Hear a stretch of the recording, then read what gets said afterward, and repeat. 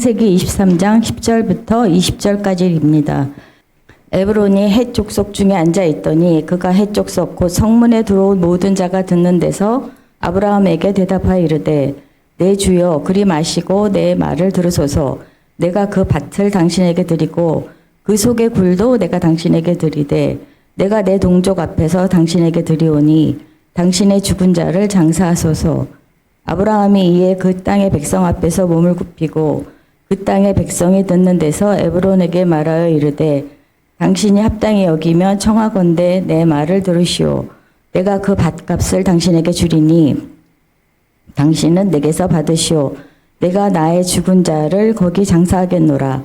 에브론이 아브라함에게 대답하여 이르되 내 주여 내 말을 들으소서. 땅값은 은 400세겔이나 그것이 나와 당신 사이에 무슨 문제가 되리이까. 당신의 죽은 자를 장사하소서. 아브라함이 에브론의 말을 따라 에브론이 헷 족속이 듣는 데서 말한 대로 상인이 통용하는 은 400세겔을 달아 에브론에게 주었더니 마므레 앞 막벨라에 있는 에브론의 밭 곧 그 밭과 거기 속한 굴과 그 밭과 그 주위에 둘린 모든 나무가 성문에 들어온 모든 헷 족속이 보는 데서 아브라함의 소유로 확정된지라. 그 후에 아브라함이 그 아내 사라를 가나안 땅 마므레 앞 막벨라 밭굴에 장사하였더라. 마므레는 곧 헤브론이라. 이와 같이 그 밭과 거기에 속한 굴이 헷 족속으로부터 아브라함이 매장할 소유지로 확장되었더라.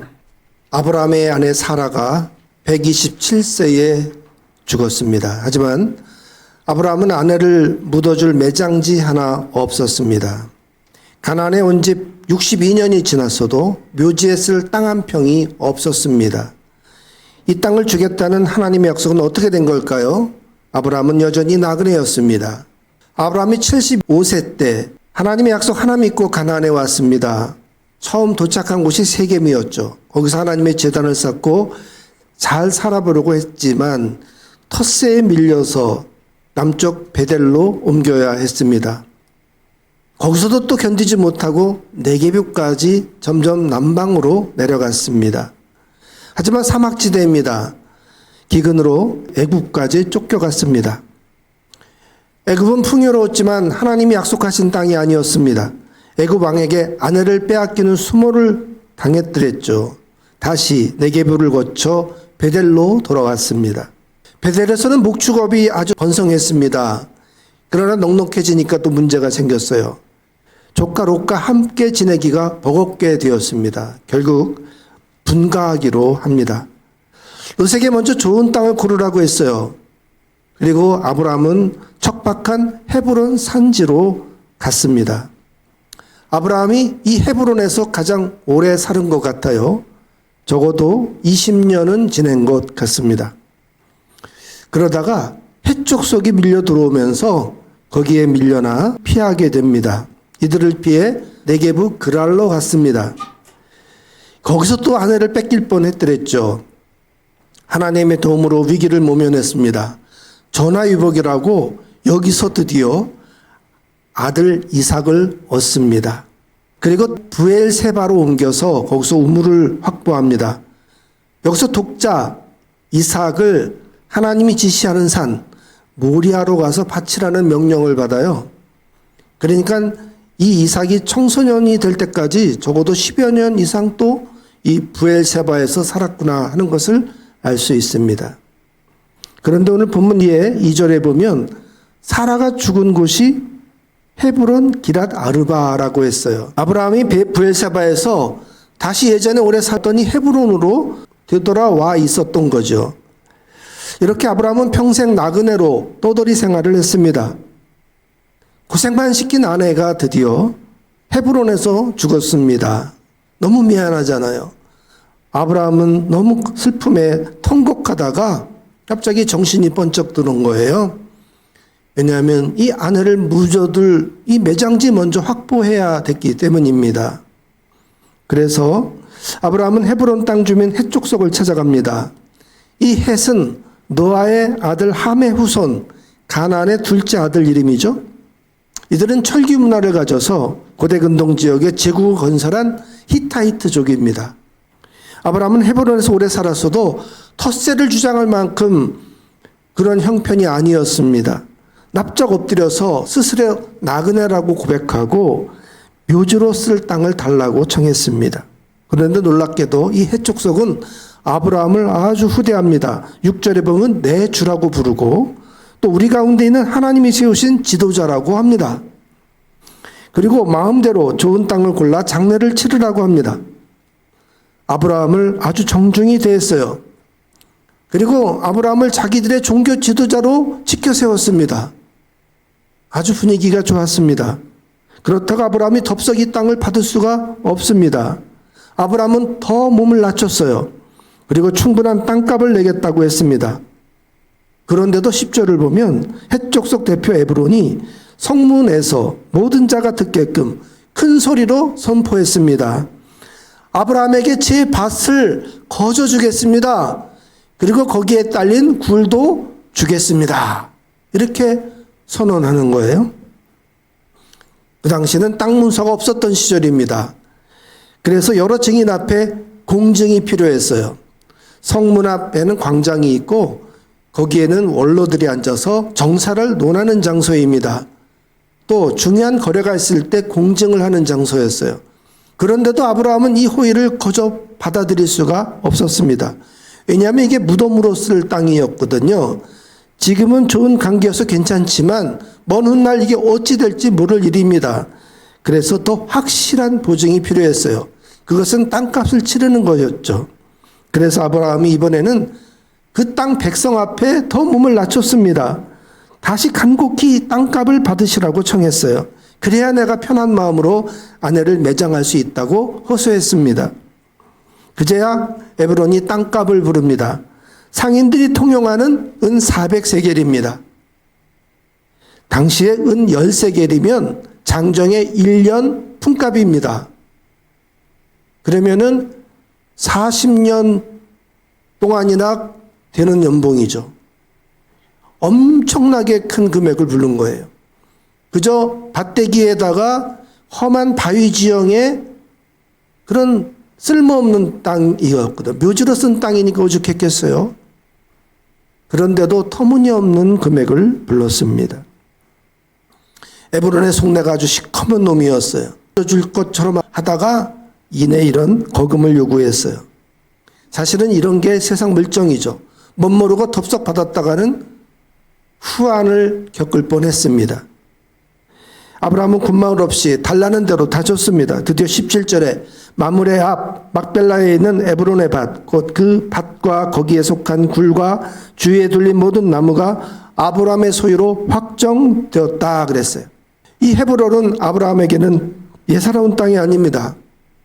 창세기 13장 14절부터 보면 그 이야기가 나와요. 롯이 아브라함을 떠난 후에 여호와께서 아브라함에게 이르시되 너는 눈을 들어 너 있는 곳에서 북쪽과 남쪽 그리고 동쪽과 서쪽을 바라보라. 보이는 땅을 내가 너와 네 자손에게 주리니 영원히 이르리라. 16절 건너뛰고 너는 일어나 그 땅을 종과 행으로 두루 다녀보라. 내가 그것을 내게 주리라. 이 아브라함이 장막을 옮겨 헤브론에 있는 마므레 상수리 숲에 이르러 거주하며 거기서 여호와를 위하여 제단을 쌓았더라. 자, 이 가나안 땅 중에서 특별히 헤브론을 하나님이 콕 찍어주신 거예요. 그래서 아브라함은 정당합을 치르고 합법적으로 거기에 막벨라굴을 사려고 한 것입니다. 헤브론으로 이사한 이유도 바로 하나님의 이 약속 때문이었던 거죠. 하지만 하나님이 주시겠다고 한 원래 약속의 땅의 면적에 비하면 이 막벨라굴은 너무나 초라합니다. 창세기 15장에 보면 하나님이 아브라함에게 이만큼 주겠다고 한 구절이 나와요. 그게 15장 18절입니다. 거기 보면 내가 이 땅을 애국 강가에서부터 유브라데까지 내 자손에게 주겠다 그러셨어요. 그리고는 말로만의 약속이 아니라 아예 계약서 쓰고 도장까지 찍자 하시는 거예요. 3년 된 암소, 순양과 산비둘기, 집비둘기 새끼 이거를 가져다가 중간을 딱 쪼개고 딱 뻐글러 놓은 다음에 계약 당사자 둘이 그 가운데를 지나가는 거죠. 계약서의 면책 조항이에요. 만약에 우리 둘 중에 누가 하나가 이 계약의 내용을 어길 시 이 널브러져 있는 이 짐승꼴을 면하지 못할 거다라고 스스로에게 저주를 거는 방법이에요. 하나님이 아예 공증 절차까지 확실하게 해두신 거죠. 이렇게까지 하나님이 아브라함에게 광활한 땅을 약속해 주셨어요. 이스라엘의 가장 번성했던 다윗 시대 때 다윗이 저 유브라데까지 정복하고 이스라엘의 국경이 이때 완성이 됩니다. 물론 이제 다윗 왕 뒤에 도로 침략을 받아서 뺏기긴 해도 다윗 왕 때 여기서 다 아람 군대를 무찌르고 조공을 받아내기까지 하죠. 하나님의 약속이 이루어지기는 했어요. 이에 비하면 막벨라 굴은 정말 손바닥도 안 되는 면적의 땅이요. 그러나 이게 시작입니다. 첫 술에 배부를 수는 없죠. 이제 사라를 안장한 막벨라 굴은 아브라함의 가족 묘지가 되었습니다. 후일에 여기 아브라함이 묻히게 됩니다. 그리고 아브라함의 아들 이삭과 그 며느리 리브가도 묻히죠. 그리고 손주 야곱과 손주 며느리 레아도 묻힙니다. 요셉도 자기 뼈를 가나안 땅에 묻어달라고 유언을 남겼어요. 그래서 여호수아가 가나안 땅을 들어온 다음에 세겜에 진을 치는데 그 세겜에다가 요셉의 뼈를 묻게 되죠.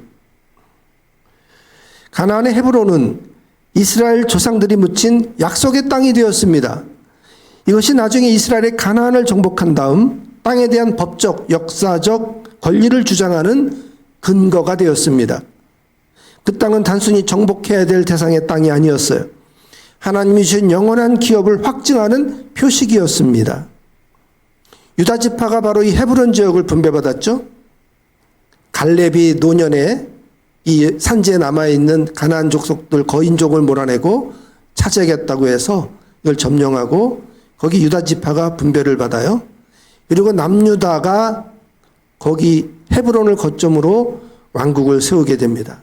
다윗이 여기서 7년 6개월 동안 헤브론의 왕으로 있다가 나중에 통일왕국의 왕이 되는 거죠. 이만큼 헤브론이라고 하는 지역이 아주 특별한 지역이었던 거예요. 자, 땅은 생물이 살아가는 터전입니다. 하나님은 인간에게 복을 주시며 땅을 다스리게 하셨습니다. 번성하여 땅에 충만하라, 땅을 정복하라, 땅에 움직이는 모든 생물을 다스리라고 하셨습니다. 노아 대홍수 이후에 노아와 그 자손들에게 똑같은 복을 주셔요. 생육하고 번성하고 땅에 충만하라. 과연 땅은 다양한 먹거리를 내주고 땅 속에 많은 자원을 품고 있습니다. 그래서 땅을 차지하는 자가 부자입니다. 강한 자라야 땅을 차지할 수 있습니다. 그래서 저마다 힘을 길러서 이 땅을 차지하려고 합니다. 땅을 차지하면 담장을 높이 쌓습니다. 그리고 자기 혼자 거기에 나오는 모든 자원을 독차지하려고 하죠. 내 땅, 내 집 하면서 서로 땅 찾기의 혈안입니다. 모든 시대, 모든 제국은 땅의 주인이 되려고 했습니다. 많은 나라가 강력한 군대를 키워서 땅 정복을 꿈꿨습니다. 이 땅 욕심은 끝이 없습니다.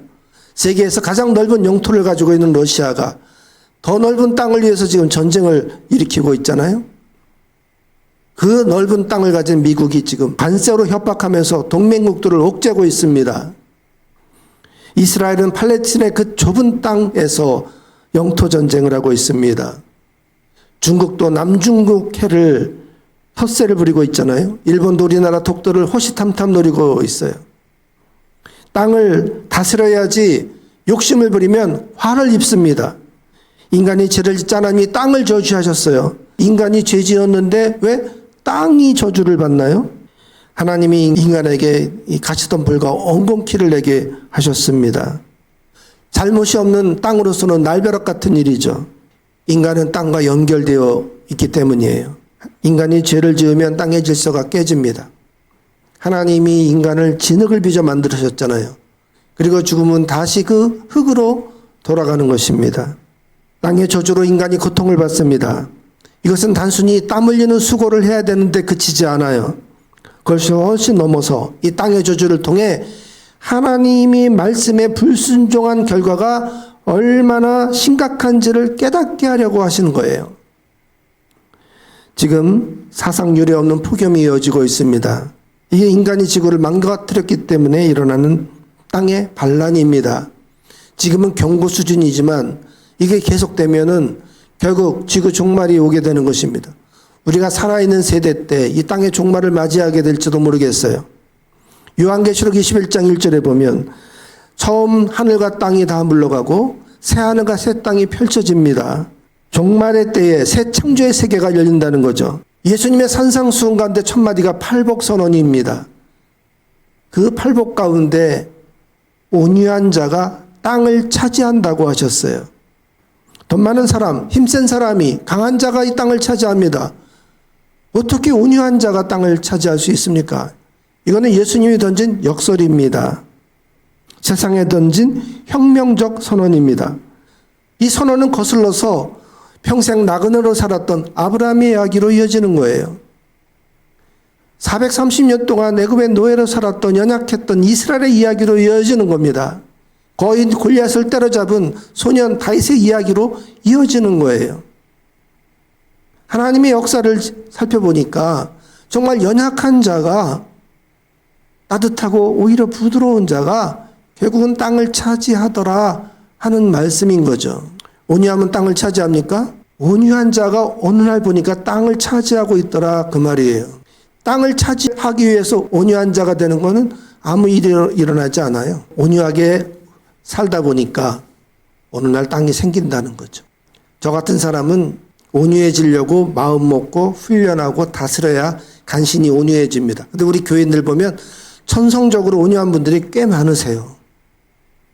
우리 멋진 교회의 특징은 유난히 다른 교회에 비해서 온유한 자가 많습니다.